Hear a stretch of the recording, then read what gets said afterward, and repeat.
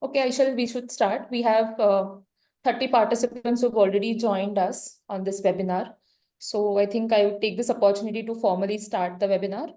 So good afternoon, everyone, and welcome to the Greening of Rural Value Chains GRVC webinar series. My name is Prajakta Adhikari. I'm a senior project manager at Ensystems and a sector lead, and I will be your host for today. We are thrilled to have you join us for the first webinar of our series titled Opportunities in Western India to Hasten Deployment of Renewable Energy Technologies at the Farm Gate, Supporting Rural Development.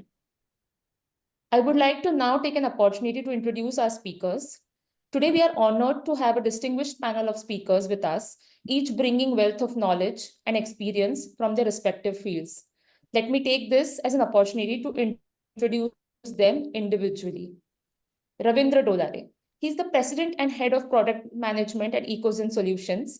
With an extensive background in product management, Ravindra has been instrumental in the development of innovative solutions in the electric vehicle and renewable energy sectors. He has a rich educational background, including a micro master's in entrepreneurship from the Indian Institute of Management, Bangalore. Next, Amit. Amit Narkar holds a postgraduate degree in economics and has over 2 decades of experience in media, academics, and the development sector. He's currently working with AROEHAN, focusing on development and governance issues affecting marginalized communities.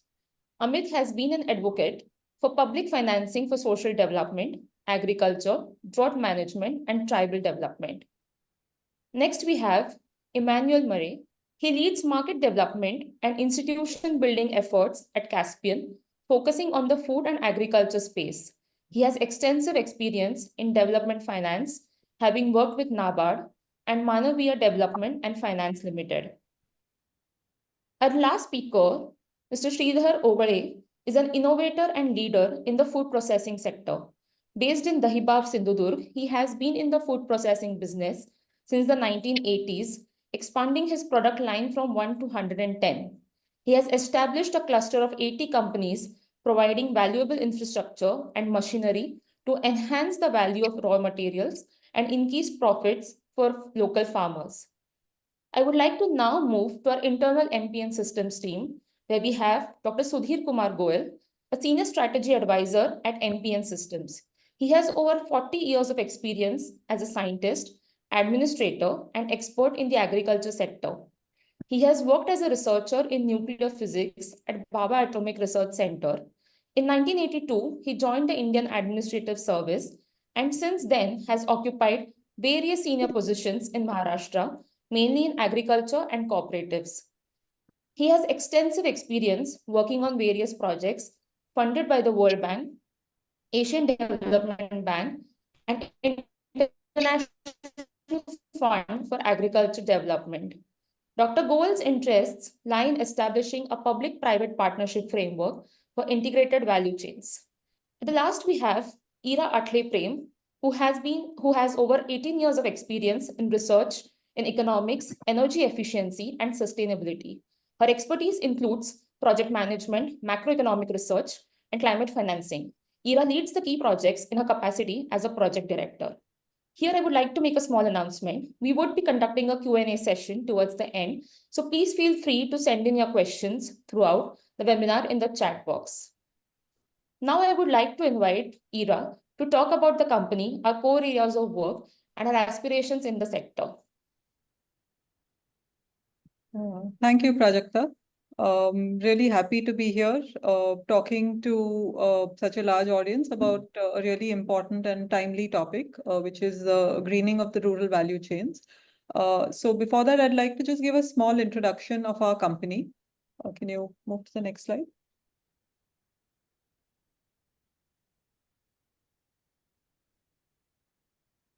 So as some of you know, we are Ensystems Advisory Private Limited, founded in 2012 by our managing director, Dr. Mahesh Patankar. We are mainly a research-driven consulting firm, but as you'll see in the next few slides, we're going beyond that and we're looking more at implementation as well. We want to provide a bridge between policy making and clean energy project implementation. And some of the areas that we work are energy, agriculture, transport, water, and environmental sectors, where we are promoting clean, affordable, and effective and equitable solutions.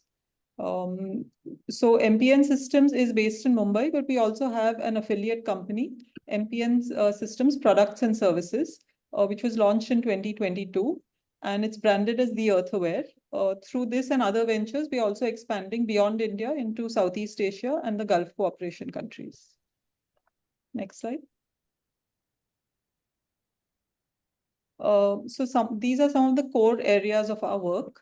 The first is the power sector, where we began our story with working in energy efficiency and working with electricity utilities.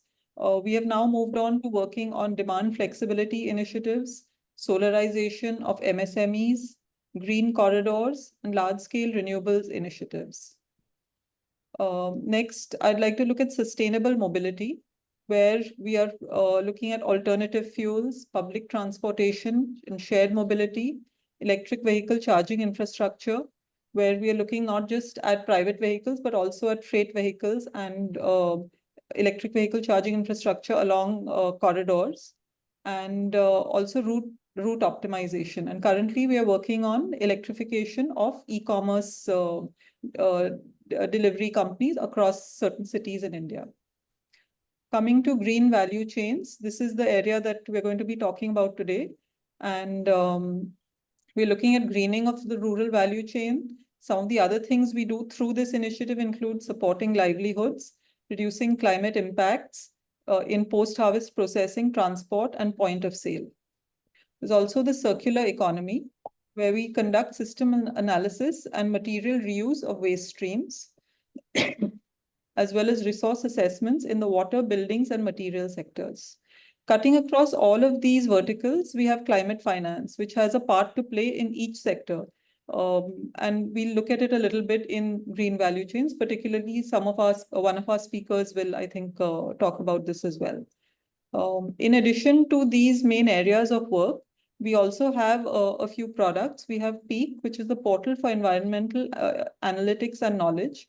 I think when you all signed up for this webinar, some of you accepted the option to receive daily news roundups from us. So PEAK is going to provide some other knowledge services as well. So we encourage you to contact us if you're interested in finding out more. We also have TRIM, which is a tool for real-time infrastructure management, which is a software tool we are developing to monitor energy consumption of buildings as well as other infrastructure projects. Yeah, next slide.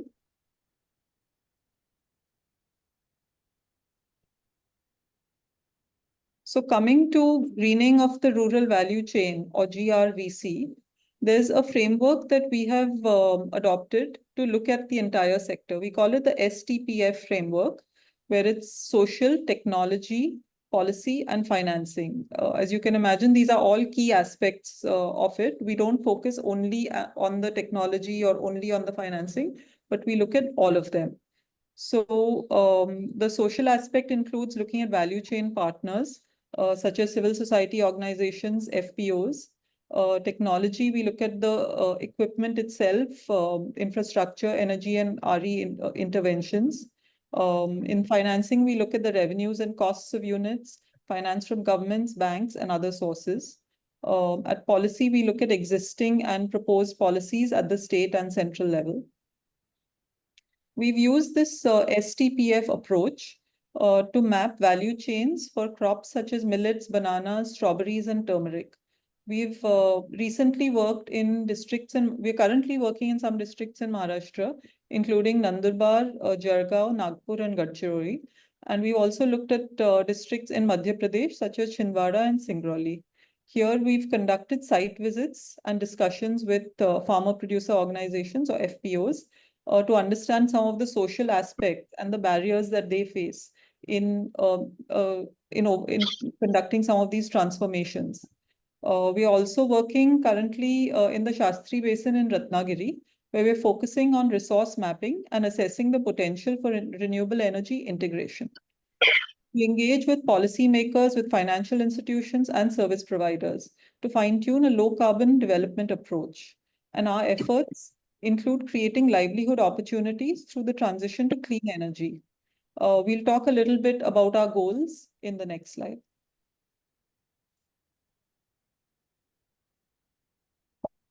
So these are our aspirations. So as I said in the first slide, we are a research-based consultancy organization, but we aspire to do much more. We aspire to get some deployment of technologies, involvement of local communities, facilitating of finance and actual implementation on the ground.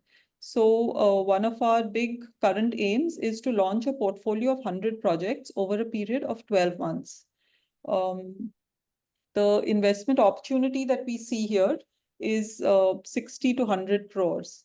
And some of the impacts that we expect to see are more than 5,000 jobs creation, 20,000 metric tons of CO2 emissions reduction, and 20 megawatts of RE potential. You can see in some of these images below the small start that we have made already, where we have deployed some technologies of solar dryer and a solar powered cooling system in different villages in Maharashtra. So you can see sort of the big picture that we are looking at, and we're hoping that through this discussion today, we'll have a vibrant discussion of ideas, and we'll also learn some more from your inputs. So handing it back to Prajakta now to discuss a little bit about what we are doing currently in these districts in Maharashtra. Thank you. Can you move to the next slide? Yes. Now we'll delve into the GRVC sector. This initiative is pivotal as it explores the transformative potential of renewable energy in rural value chains.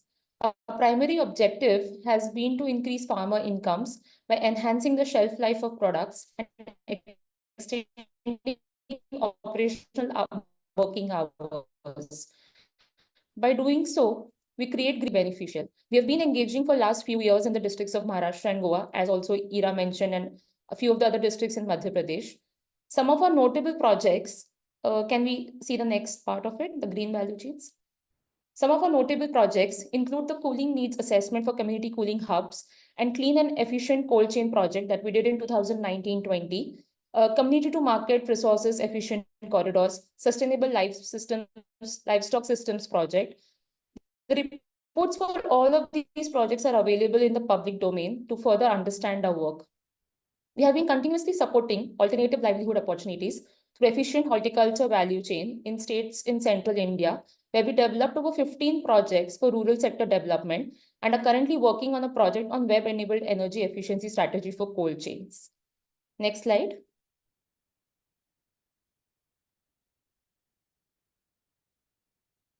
Yes. As we talk about the value chains, which is the key focus area within the GRVC sector, I would like to explain it by taking an example of mango value chains that we worked on along with Mr. Ogale. This initiative is designed to address the challenges faced by mango farmers and processors by integrating renewable energy solutions and improving post-harvest handling practices. Our objective is to enhance the quality and shelf life of mangoes, reduce post-harvest losses, and increase market access for farmers. On this slide, we see different stages, which is post-harvest stages that you see here. So a mango processing unit generally would have a pre-cooling chamber, a ripening chamber, then the mangoes are kind of washed, then the pulping procedure entirely happens. We have processing and packaging based on the different types of value-added products that have to be made. Then you store the entire produce which is there, and then it is being transported to retail markets, at different places that is there. Now, this entire value chain requires huge amounts of energy. Plus, there is a lot of waste at every stage that is being created. So, as you see very clearly, we have tried to interlate and we have tried to map the exact temperatures and the amount of time or day that is being required for the entire procedure is here. Now, when we look at the RE-based interventions, we're looking at inclusion of rooftop solar with combination of vertical axis wind turbines. We're looking at solar-powered cold storages, solar dryers that would lead in increased operational hours due to continuous electricity supply, enhanced shelf life with value-added products being manufactured. The first and the last mile connectivity to be electrified, and looking at waste to energy applications using solar thermal. Now, this holistic approach benefits farmers by increasing their incomes through production of value-added products, and while also contributing to the overall goal of greening value chains and supporting sustainable agriculture practices. Now, when we adopt energy-efficient technologies and practices, we aim to lower carbon footprints and operational costs, making mango farming more economically viable and environmentally sustainable. We believe that through these efforts, we can create a more resilient and productive value chain that can set precedent for other agriculture sectors to follow. Next slide.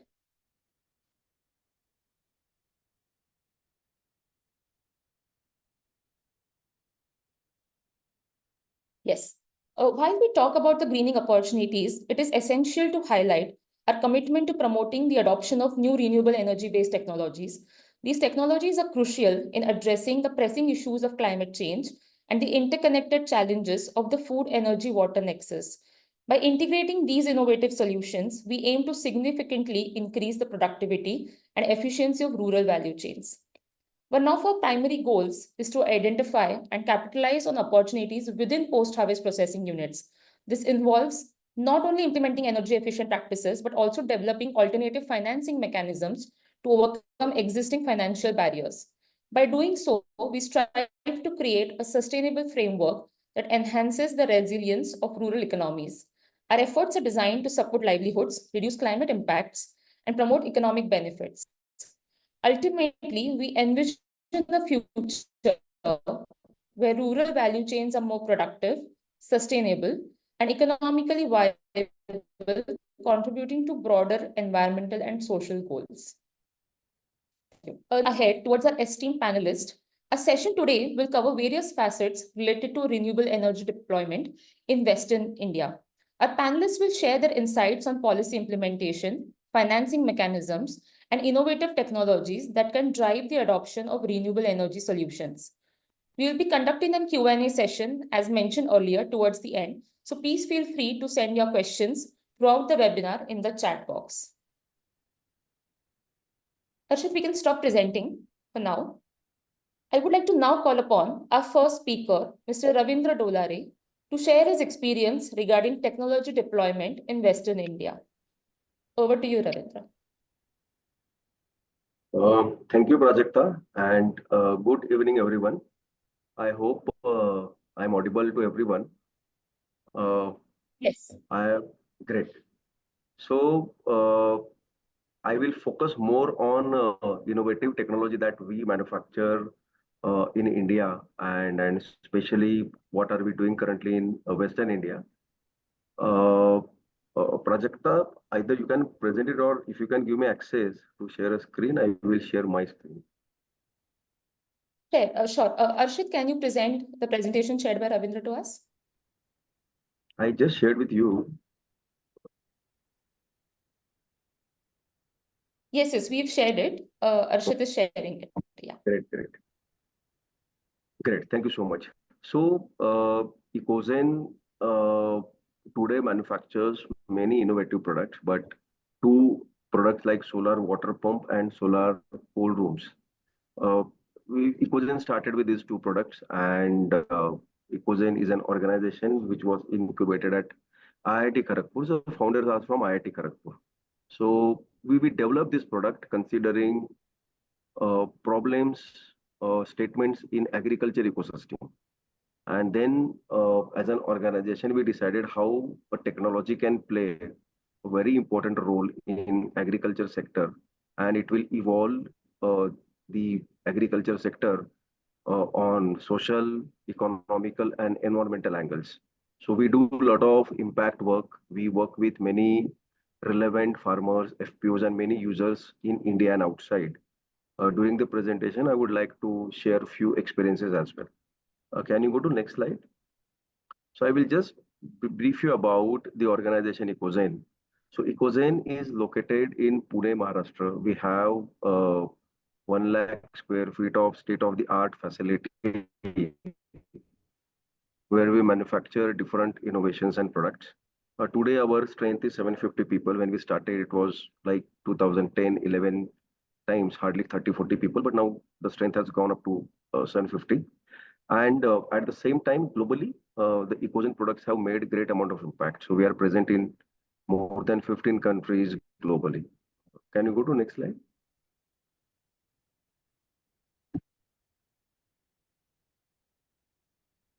Change, yeah. So solar water pump, we call it as Ecotron as a product. We have installed this product at 1,90,000 farms in India, and it is going on. We work very closely with one of the best scheme of by government of India, that is PM Kusum Yojana. We carry on an approximate basis 20% market share. Solar cold room is our patented product. We claim that we are the world's first organization to develop very innovative technology using solar and thermal backup. And we have done almost 1,200 more installations in India as well as outside. Go to next slide. Yeah. So in India, we are present in 21 states. Outside, we are present in 15 countries. However, we have done good amount of work in western part of India with many farmers and FPOs and created a kind of impact for different commodities like grapes. We work with strawberry farmers. We work with coriander farmers. We work with pomegranate farmers and many other. And they have created tremendous impact and growth in these regions. So go to next slide. I will just present what is this technology exactly and how is it creating an impact. So globally, we have associations with many well-recognized organizations. Like you can see Africa Center of Excellence, where Ecozen has deployed their products. IFC is a World Bank group where they have nominated Ecozen as one of the innovator. And there are few more organizations. Next slide. So these are some of the awards that our technology has received. One of the prestigious award, I will say, which is Global Class and IFC Take Emerge, which is for the innovation and its impact, which is social, economical, and environmental impact. Go to next slide. Yeah. So what are we trying to do in the agriculture sector using technology? So Ecotron is our solar water pumping solution, which is we have one of the most efficient 4G enabled controllers.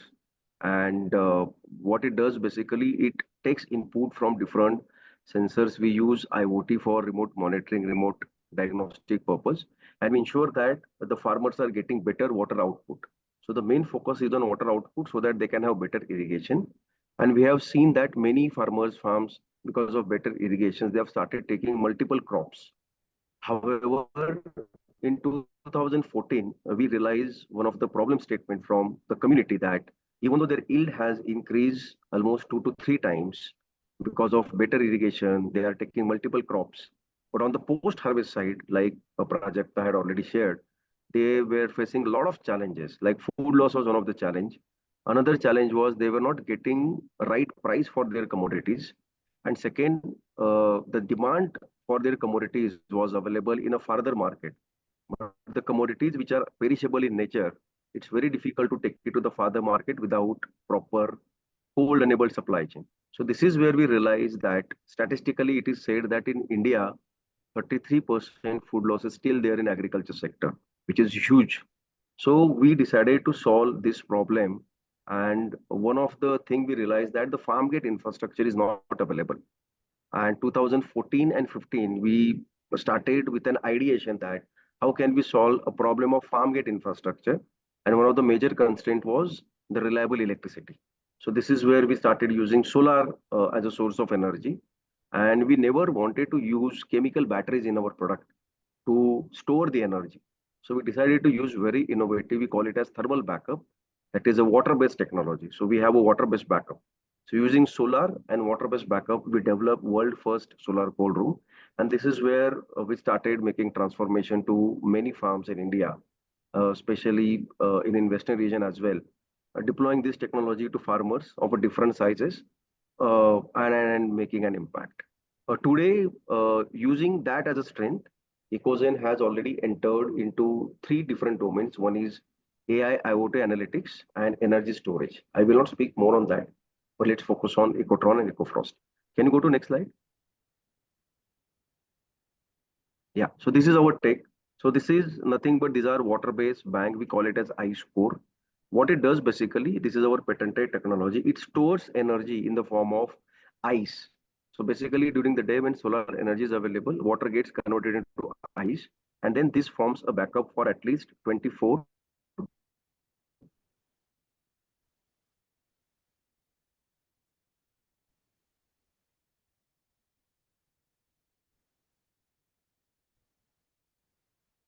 to 30 hours. So this gives a good amount of confidence and backup to the.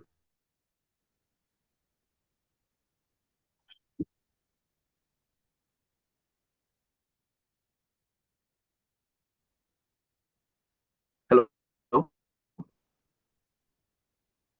Yes, Ravindra, your voice dropped for a Am I second.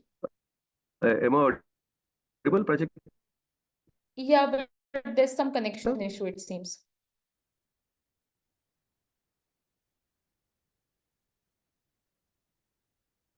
Hello, Ravindra, can you hear us? No problem. Can you yeah, go to next slide.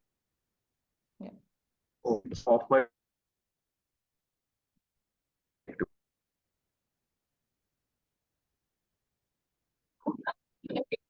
Yeah, yeah. Am I audible? Yes, you are now.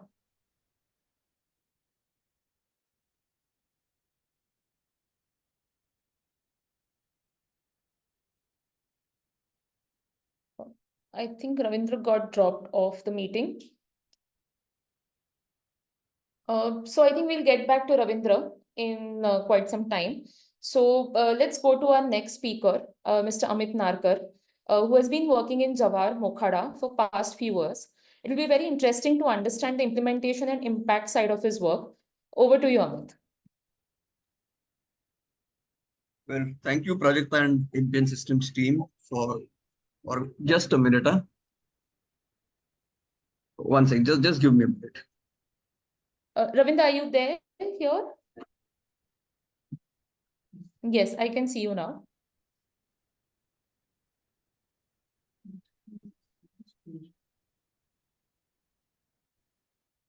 Yeah, yeah.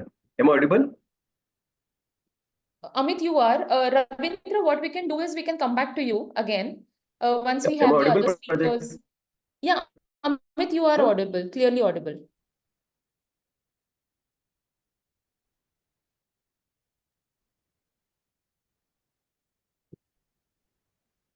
Hello, so Project, should I go ahead or will Ravindra continue? Yeah, Amit, you can go ahead. I'm just letting Ravindra know. Yes. Yeah. Okay.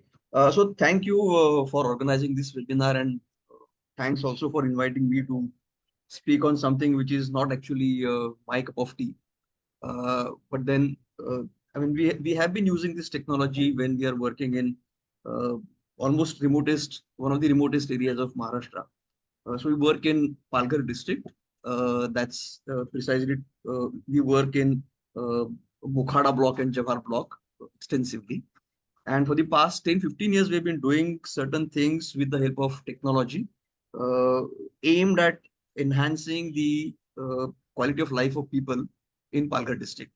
Uh, Sorry, my camera is not working because I'm sitting in Dahanu. Probably there is bandwidth issue, so I'm not able to show my face. So you will have to. I mean, sorry for this, but I can't help it right now. Okay, so coming to this aspect of technology, uh, the challenges that we face. I'll come to the concrete examples in a little while from now, but let me just summarize the challenges in the first go.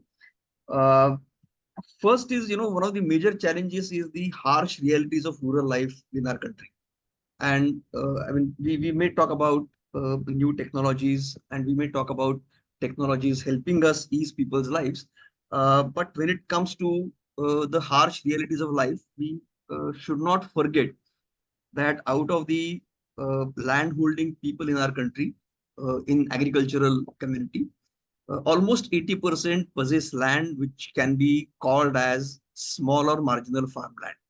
So we are talking about a small landholding size, and whether that small landholding size is economically viable or not. That is a point of great debate in economics. So I think that one aspect when it comes to agriculture, understanding agricultural realities, I think that should be kept at the center. Second thing is, there are also uh, very nuanced linkages between the natural resources, livelihoods, and people. So these linkages one will have to study very minutely. And of late, these linkages are undergoing tremendous changes. The resource base is not changing much, but the aspirations of people are changing very fast. And those changes in aspirations are putting a pressure on people's aspirations for livelihood options. And there is, to my mind, a great mismatch between the people's aspirations, what people want to do, and what their resource base allows them to do. So I think that is one of the major challenges that we face in the on ground. Third thing is, this technological solutions so far have not been able to address the problem of suboptimal production in rural economies. So this, the low productivity of agriculture, we have been talking about it, but then despite having green revolution and then introduction of high yielding variety seeds, different irrigation practices, I think technology has not been able to really address the issue of suboptimal production in the rural economy. So there is a lot of potential in the rural resource base, which still needs to be exploited. And probably technologies have not been able to focus on that aspect to a great extent. The technologies are available when we talk about this whole value chain. I think there are technologies available as, at least the technology that I have seen with very limited exposure to technologies. I think the technological advancement has been much more on the forward linkage part of agriculture, when it is trying to link agricultural product to the market. So we are talking about transportation, we are talking about cold chains, we are talking about using IT for making market information available, etc., etc. But when it comes to the backward linkage for agricultural production, I think there is a lot to be done, and I think that is something which really needs to be focused. Having said this, now this is about technology where probably I may be wrong because I don't have much knowledge about what is happening on the technology front. But I think these are a few points that we need to keep in mind. One, of course, is the changing nature of natural resources, livelihoods, and people linkages. Second, changing aspirations of people. Third, the pressure that these changing aspirations are putting on the demand for natural resources and the kinds of livelihoods. And then suboptimal production levels in agriculture and especially in the primary economies. Moving on to the other aspects of rural life, I think we also need to take into consideration the community preparedness to embrace new technology, to accept new technological interventions. And there, I think a lot needs to be done when it comes to making people aware of technology, demystifying technology, democratizing technology, because unless and until we make technology accessible to people, people will not embrace technology. So there, that is one of the major things that we need to do with the community. So community preparedness is one of the major challenges at this stage.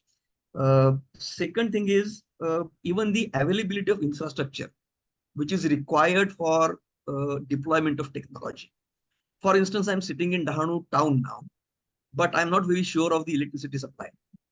When I go to Mokhada, I'm not sure of, Mokhada is one of the highest rainfall receiving areas in Maharashtra. But post-December, I'm not sure whether there'll be water available in my vicinity or not. And there is, no mechanism to make water available post-monsoon. So these are very basic things. I think these availability of infrastructure, accessibility to infrastructure, and then reliability of these infrastructural facilities. These things matter a lot when it comes to the realities of rural life. One very glaring example, which is a very authentic data source, is the Government of India published report, which is by the name of Antyodaya Gap Status Report, which talks about availability of infrastructure in the vicinity of village. They have done it. The survey was done in, I think, 2018. The report was out in 2020. Now they have done a fresh round in 2022. The report will be out in 24 sometime. But they have captured the infrastructural availability data to the revenue village level. And there, we find that, in Maharashtra, because using that data set, Azim Premji University has done some analysis, and they have developed something called as the multi-dimensional deprivation index. And they have selected only a few parameters which are used in the government's data.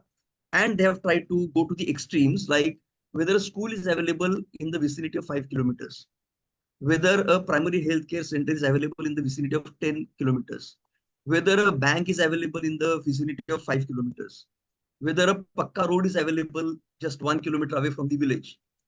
And on those counts, I am very sorry to say, but blocks like Mokhada, Jawar, and Vikramgarh, which are in Palghar district, they are in the bottom 20 blocks in Maharashtra. So you have just 100 kilometers away from the most developed advanced city of Mumbai, you have these situations.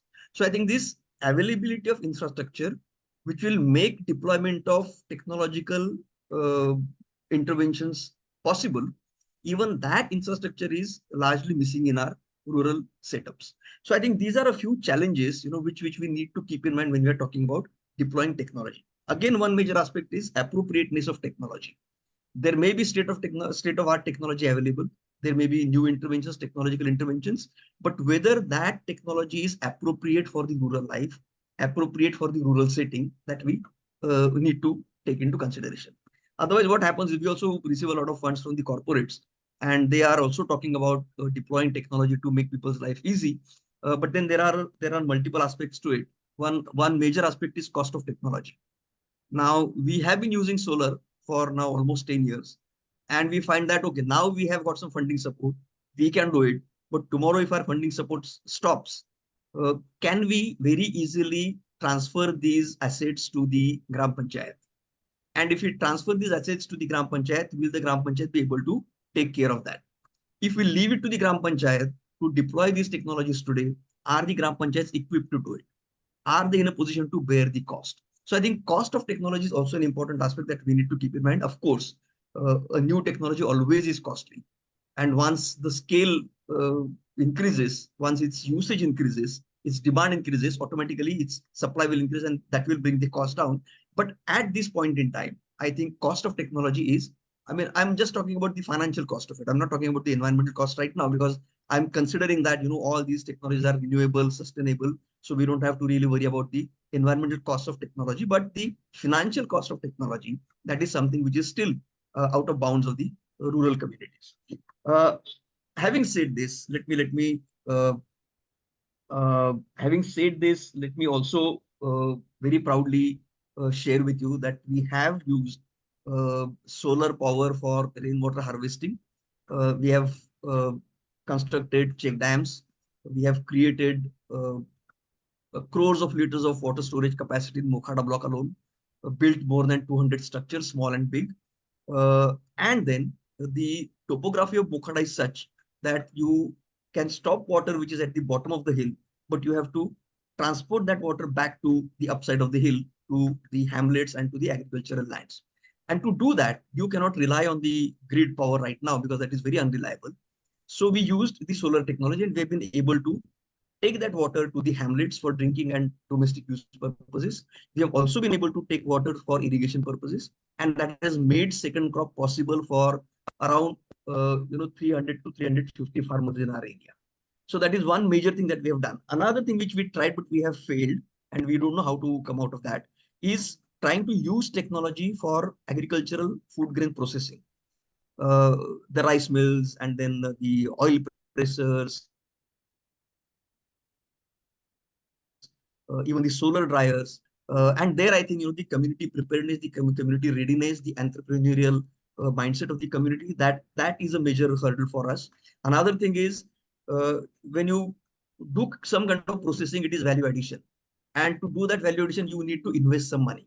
So if you calculate the rate of return on investment, that is, I think, pathetic, because we don't know where is the market situated. Because in the local area, everybody has paddy, everybody has rice. So there is no local market available. Now, if you process something on a very minuscule scale, like what we do, then whether you will be able to transport it to the market and whether that will be economically feasible. So that again is a major challenge. Another challenge, which is I think is the fundamental challenge, is in almost all parts of Maharashtra, which are largely I would say rain-fed agriculture, uh, where you don't have irrigation facilities available. 17% of Maharashtra agricultural land is irrigated. Remaining 83% is still not irrigated. So when we are talking about this massive scale of agricultural production, I think the harsh reality of agricultural communities is that they have very little or no marketable surplus available. So if there is no marketable surplus, if the agriculture and the entire primary production sector is largely subsistence right now, subsistence based right now, then in that case, this kind of investment, which will need additional funds and where the returns are not guaranteed, in that case, whether a small community, a small village will be able to afford these kinds of technological interventions. So that is, just, some, I would say, a pessimistic thought, but I think this pessimistic thought will eventually lead us to think about what is it that is actually needed at the what is it actually needed at the local level.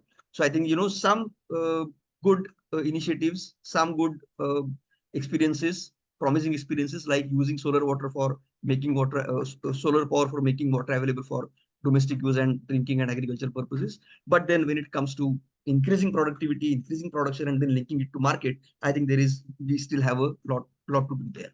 Yeah. Sorry if I have taken more time. Thank you very much. No, thank you, Amit. And I would really want to come back to you on some questions that we have. But before we move to our next speakers, we have received some questions in the chat box, and we will take them by end of the session.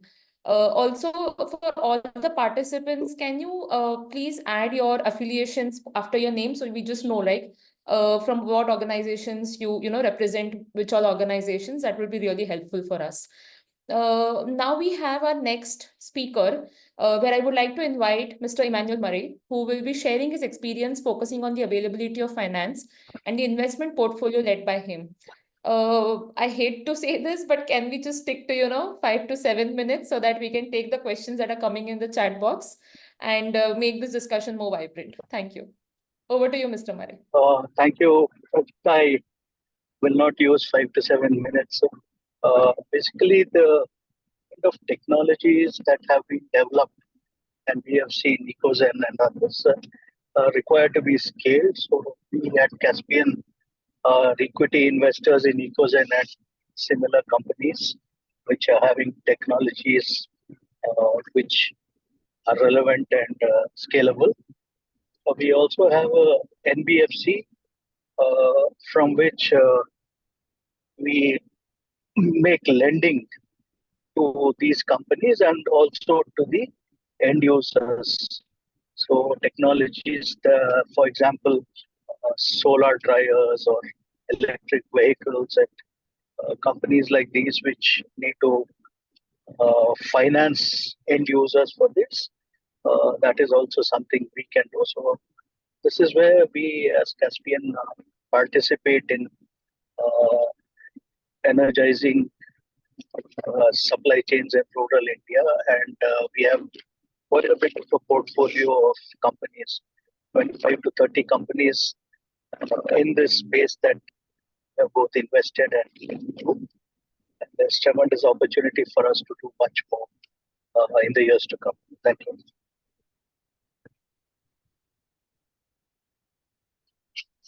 Thank you, Mr. Murray, for keeping it really short and crisp. I'm sure we are going to get back to you, bilaterally to discuss more opportunities. Now, our last panelist, Mr. Ogale, is an innovator and has brought transformation in the processing chain with his value-added products available in the market.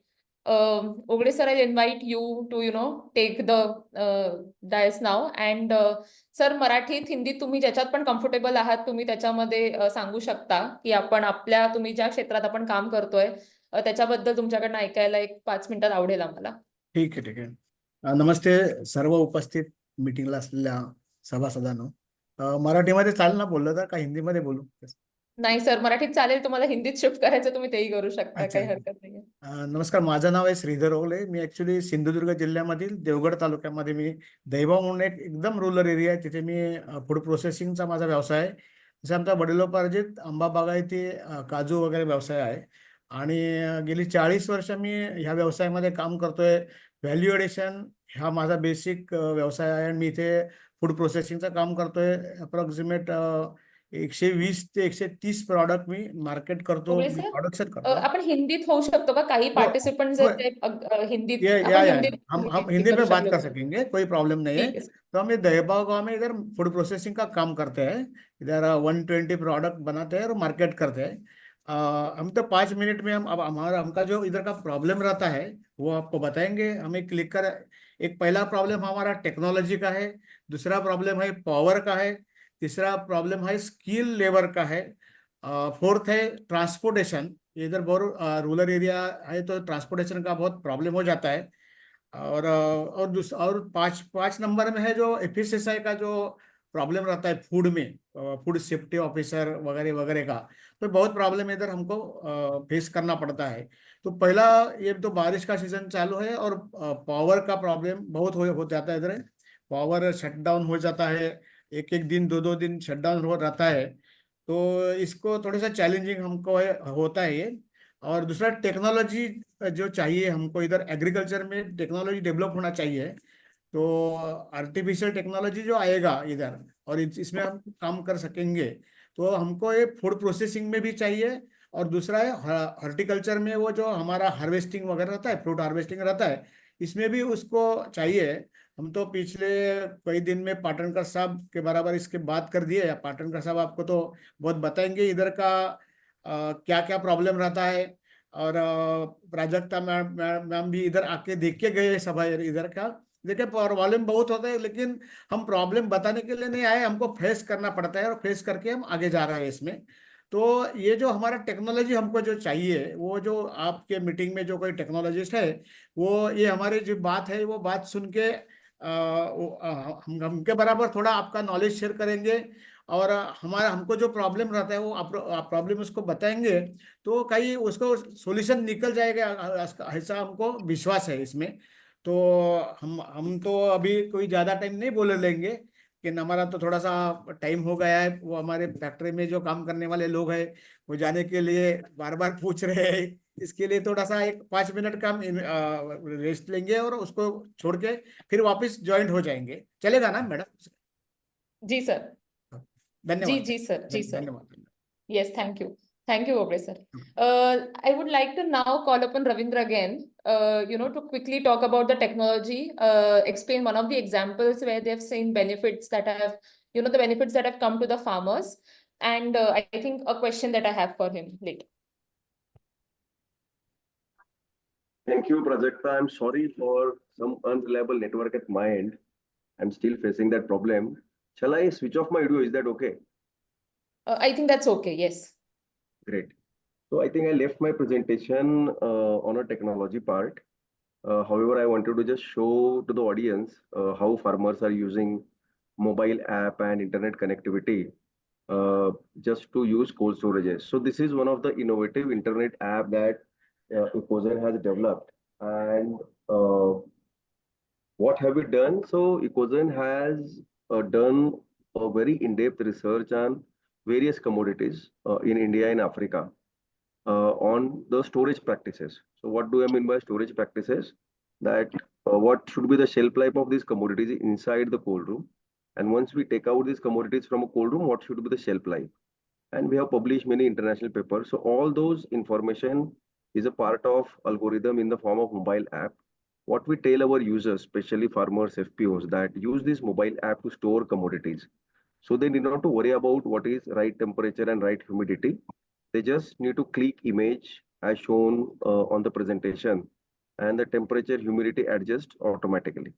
In fact, we send them a lot of alerts and notification using this mobile app, that how can they maintain the solar cold rooms. So they get a lot of information, training, capacity building on the basis of this app, so that they can get a benefit by themselves. Go to next slide. this is something interesting. So this is what I was talking. The app is EcoFrost. You can search it on Google Play, but this app is given to only users because it is a unique app and it needs to be connected with the system. But you can definitely look into the app. It looks like this. Just next slide. Yeah, and this app user can control even the cold rooms. For example, if they want to run this cold room only on solar, there is an option available. If they want to run this cold room on a hybrid model where sometimes in rainy season there is a reliability of solar availability is an issue, they can do that. So the entire control goes to the farmer, even to the users. And with the help of mobile app, they can control their commodities and they can control entire system. So this is how Ecozen has developed this app. And again, the reason we developed this, because we realized that the capacity building and training for each and every commodity to the farming community is a challenge. So to overcome that challenge, we decided to use a take. So IoT or this kind of take is very useful to the farmer community, even though they are not highly educated, but they understand all these things. Next slide. And go to next slide. Yeah, like on one side we have take on the ground, but on the other side we do a lot of remote monitoring and remote diagnostic. So this is a screenshot of real-time data monitoring that we do because as a organization we want to provide a better service to the community. And many times we have seen that, especially in agriculture sector, whenever a farmer or any those type of profiles, they come to know such technologies, their fear is what is on service. So they always want a better service or a reliable service. So what we do basically here, we capture a lot of data points on our dashboard and we do remote diagnostic, remote monitoring. Last year, we launched a very amazing and interesting feature is remote controlling. So all our technologies can be controlled remotely. So for example, there was a presentation in last year in Philippines, and their user wanted to change the temperature from 10 degree to 4 degrees Celsius. We did it remotely from India. So this is how controlling has come to us, and this has given more confidence to the community that yes, there is someone who is monitoring the unit and helping them in a better service. Next slide. Go to next slide. I will skip and I will directly jump to some use cases now. Go to next slide. Next slide. Yeah. So we have done some interesting projects in India. Go to next slide. So some of them are, we have done projects with almost all type of users who are related to agriculture industry, the farmers, FPOs, self-help groups, traders, exporters, then primary agriculture credit societies. And we are very thankful to MPN system for a great association with them to explore a different user base as well. Next slide. So this is what the range we offer currently in India, which is 2 metric ton to 30 metric ton, solar-based, thermal backup-based cold storages with both pre-cooling and staging as a facility, connected with Ecozen AI. Next slide. Recently, we did some interesting projects like this, which is a retrofit model. So we came with a concept that any room, if you have a better insulated room, then वो room को हम लोग solar cold room में convert कर सकते हैं. So this is some concept we launch in different states. Next slide. We have received many inquiries from many organized retailers that can we convert their existing electric cold rooms into a solar cold room using this thermal backup technology. So we did such interesting projects in different part of the country, especially south and other parts, where we converted existing electric cold rooms into solar cold rooms, and this has given them a complete saving on their electricity bills. So this is also possible today with the help of technology. Next. And on bigger side, there are many interesting projects like 20 metric ton installation. This is from Karnataka. The next slide.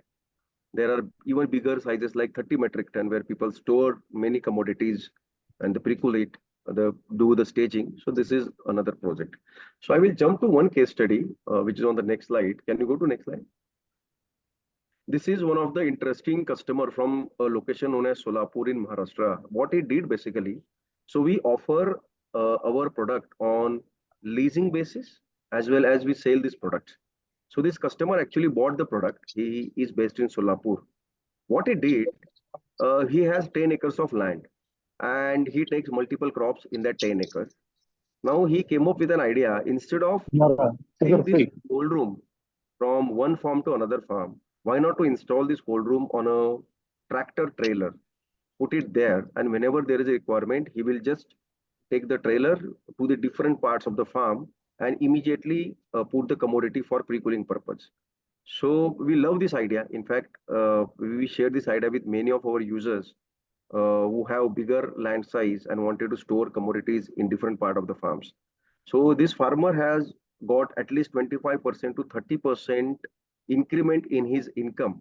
उसका जो income level है वो 30% से increase हुआ just by having this infrastructure at the farm gate, pre-cooling their commodities at the right time and taking care of this.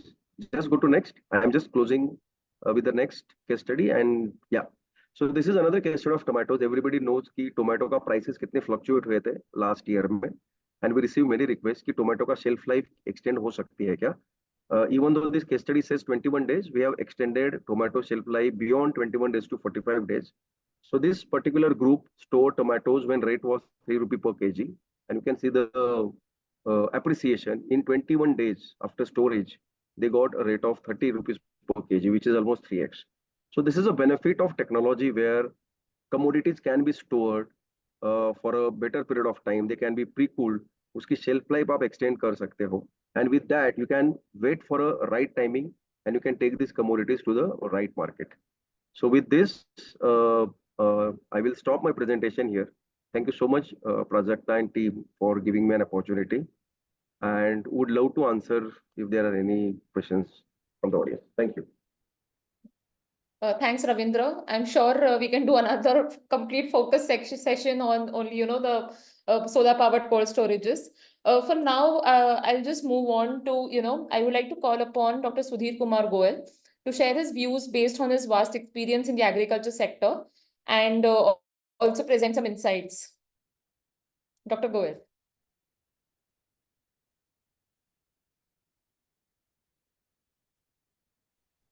Yeah, it was muted. Yes, Am sir. I Now audible? Yes, sir. Yeah. I'm just on my way to airport. How much time? 5 minutes for me? So 5 minutes, yeah, that would do, sir. Yeah, 5 minutes. Okay. So right now we have heard some of those who are taking up these green technologies to the value chain.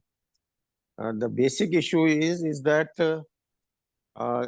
can we make money out of greening of value chain? Now, if it remains something which is making an environmental impact, it is bringing down carbon emission, it is making some those tall claims which are being made in this field of green energy, but at the same time it is not increasing the income for whom this is being used, then probably it will not get expanded. So this is the challenge, and that is why this program is launched by Ensystems. Is that the green part is a integral part of value chain. That is why we call it green value chain. So that is something which needs a demonstration.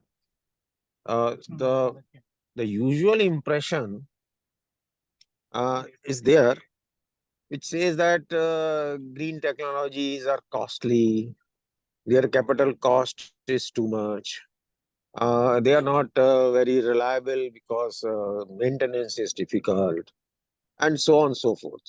Any new technologies always face such kind of challenges, and Mr. Dolare and other speakers, each one of them have come out with those challenges.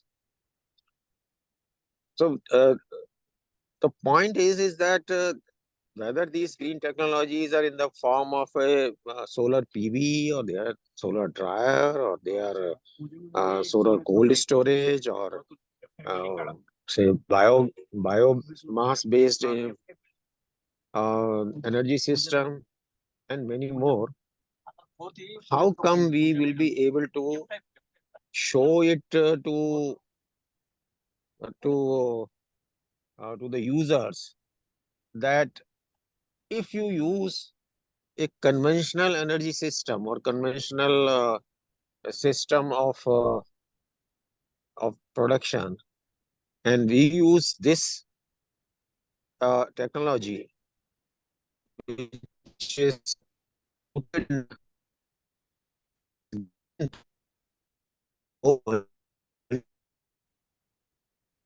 we do not see efforts in this direction being done in an integrated manner.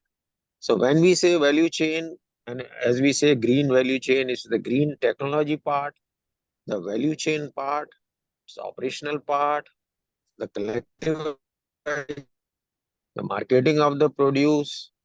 So there the two challenges get mixed. The challenges of an efficient value chain and the role of green energy within that value chain.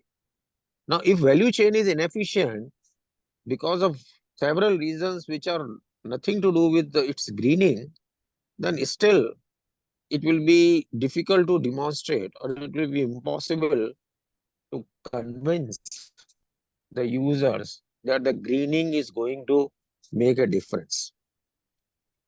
And that is where probably we need an integration with all the players who are there in today's call. There are technology players. We do not have financiers here, but it requires financiers. We require farmers' organization like Mr. Ogale's organization. We also need government support because initial capital cost being more, and like solar PV, there is a PM Kusum. Then we are having solar photovoltaic instruments. There again, Kusum is there. Then recently there is a rooftop technology for 1 crore households. So there is a subsidy system. This requires a kind of a synchronization of efforts, a symphony. And this is something with my friend Mahesh is trying in Ensystems. That can I play the role of Zubin Mehta, where everyone is playing their own tunes, but I have to bring them together. And that bringing them together in a green value chain is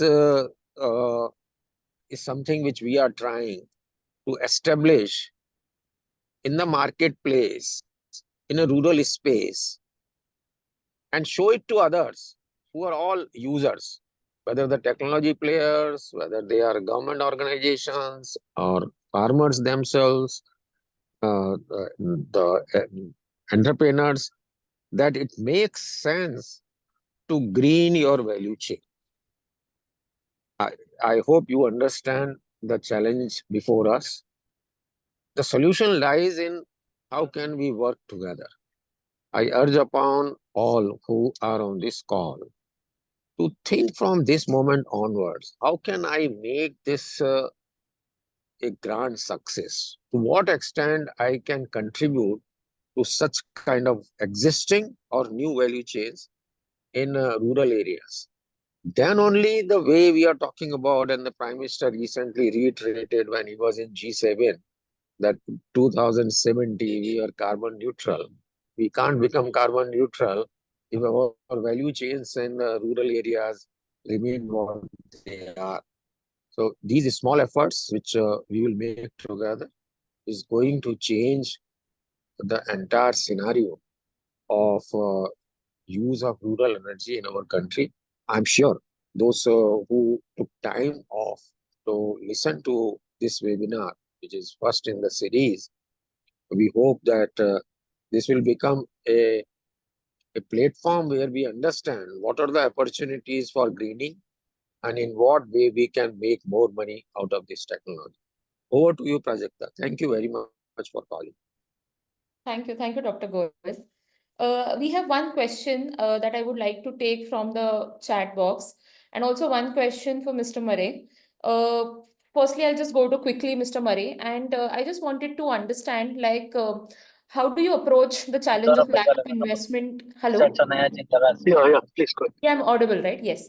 So, Yeah. sir, I wanted to ask you, like, how do you approach the challenge of lack of investment capacity of farmers and FPOs into the RE sector? Like, you coming from the finance side, how do you see that approach, that the challenge that they face? Yeah, so I think Ecozen has partially solved this by allowing a group of farmers also to own this kind of assets which are capital intensive. And then there is the pay and use model or the lease model that is also available for use. And then there are other financing options, as well as things like energy as a service, cooling as a service models also, which are being tried, where the farmer does not own or does not pay a fixed price, but pays for the services that are utilized. So multiple options are being looked at, and also dovetailing these technologies to the government subsidy schemes is also attempted. And all these technology providers are looking at bringing down costs as well as downscaling the models so as to make them affordable for farmers. So that is the effort that is ongoing here.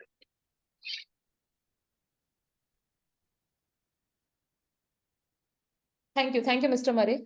I would like to take the last question, as I mentioned in the chat box, and for that, I would like to invite our Managing Director, Dr. Mahesh Patankar, to take up that question, and then we'll soon close the session. Dr. Patankar. Okay, thank you, Prajakta. So I think this question is about financial benefits arising out of the mango value chain. So what we have noticed is, firstly, all of this requires a lot of patience and also requires patient capital. So what's most important is to work with the farming communities and the FPOs and the private producers as well. And in terms of specifically the mango value chain, we have seen there are several sustainability opportunities. So Mr. Ogale has been routinely doing mango pulping, and he has been storing all of this into his cold storage, and then he takes it to the market. He also exports it to Singapore, UK, US, and so on and so forth. In addition to that, in terms of the sustainability and the circularity, he also has been talking about using the mango seeds to create certain level of oil extraction based product, which can go into the cosmetics industry, something that is used for lipsticks production and so on. So there are, in terms of the capital investment and the payback, we have seen typical paybacks are about 2 to 2.5 years if we have the right kind of technologies. But also the payback is a function of what are the government subsidies and interest buy downs that are available in the market. So without subsidies, our best estimate is about 3 to 3.5 years is the payback. But if we are able to access the government subsidies, then certainly the payback can reduce. I hope this question is answered. Prajakta, over to you, because it's already 6:12. And yes.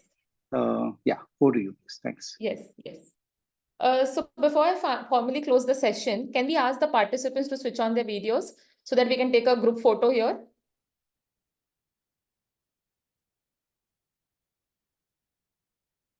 Arshit, can you give permissions to all of them to,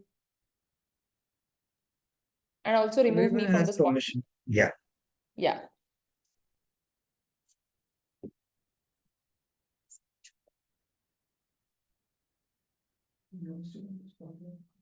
Yeah. Yes. If we can quickly have the videos turned on, we can take a nice group photo.